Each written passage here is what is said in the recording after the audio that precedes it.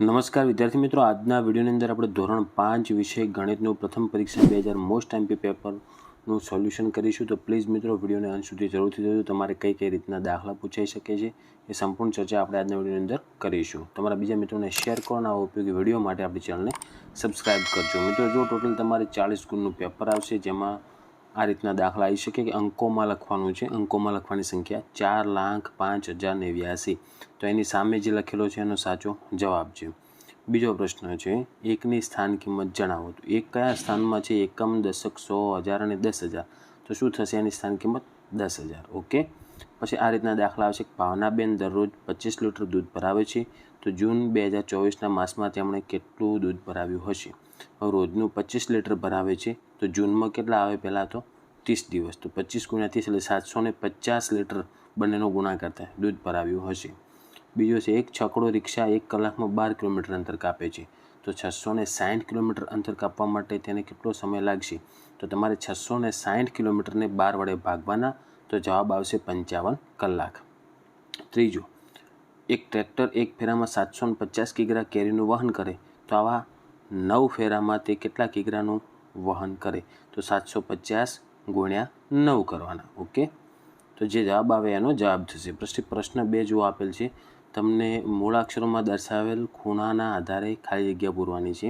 તો પહેલું છે, ખાલી જગ્યા મૂળાક્ષરની આકૃતિનો ખૂણો સૌથી નાનો છે. તો જુઓ મિત્રો, ઝેડનો સૌથી નાનો ખૂણો આવશે. તેમાં પહેલી આકૃતિમાં આવશે ઝેડ.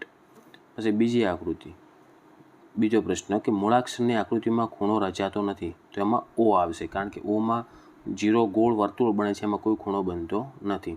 ત્રીજો પ્રશ્ન, મૂળાક્ષરની આકૃતિનો ખૂણો સૌથી મોટો થાય. તો સૌથી મોટો મિત્રો વાયનો થશે. અને ચોથો પ્રશ્ન, મૂળાક્ષર ટીમાં કુલ ખાલી જગ્યા ખૂણાઓ રચાય. તો ટોટલ કેટલા ખૂણાઓ આવશે? 3 ખૂણાઓ રચાય. જો ઉપર દોરેલા પણ છે કઈ રીતના 3 રચાઈએ. પછી જો તમને આગળ આવો પ્રશ્ન આવશે, ઘડિયાળ દોરીને આપેલ સમયને ઘડિયાળમાં દર્શાવો તથા કલાક અને મિનિટ વચ્ચે કયા પ્રકારનો ખૂણો બને તે લખવાનો. 3 વાગ્યા સુધી દર્શાવવાના હોય. 3 વાગ્યા એટલે કેટલા અંશનો ખૂણો બને? 90 અંશનો. તો પ્રકાર લખવાનો એનો, કાટકોણ ખૂણો. પછી 7 વાગ્યાના, તો જુઓ 7 વાગ્યામાં કલાક કાંટો 7 ઉપર, મિનિટ કાંટો 12 ઉપર. તો જે ખૂણો બને 90 અંશ કરતાં મોટો બને છે, તેથી એ બનશે ગુરુકોણ. ઓકે. પછી આકૃતિ પરથી પ્રશ્નોના જવાબ આપવાના છે. પહેલું છે, આકૃતિ બીની પરિમિતિ કેટલા સેમી છે? તો જો આકૃતિ બીની પરિમિતિ મિત્રો થશે 12 સેમી, કારણ કે ટોટલ 12 ચોરસ અંદર આવે છે.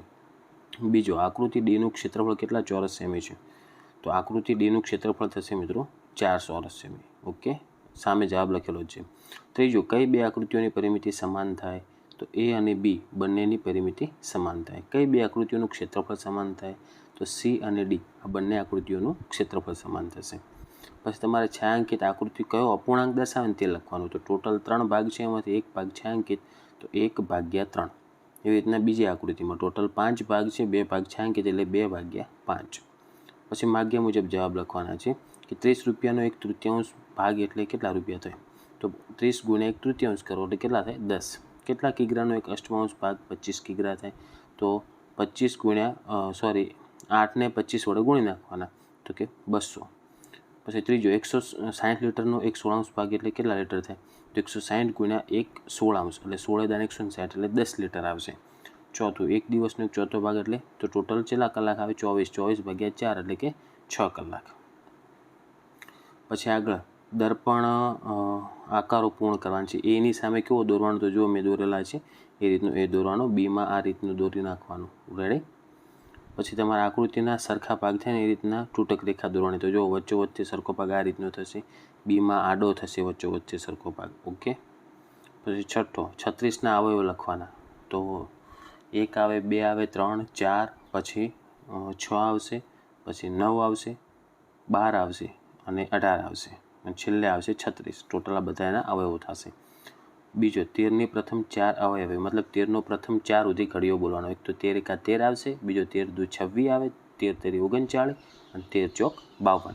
તો 13, 26, 39, 52 આ એનો જવાબ થાય. પછી 7મો, પેટર્ન પૂર્ણ કરવાની છે. જો આકૃતિ દોરેલ છે એ રીતના પેટર્ન તમારે પૂર્ણ કરી નાખવાની. ઓકે. તો બસ આ રીતની આકૃતિઓ આવશે.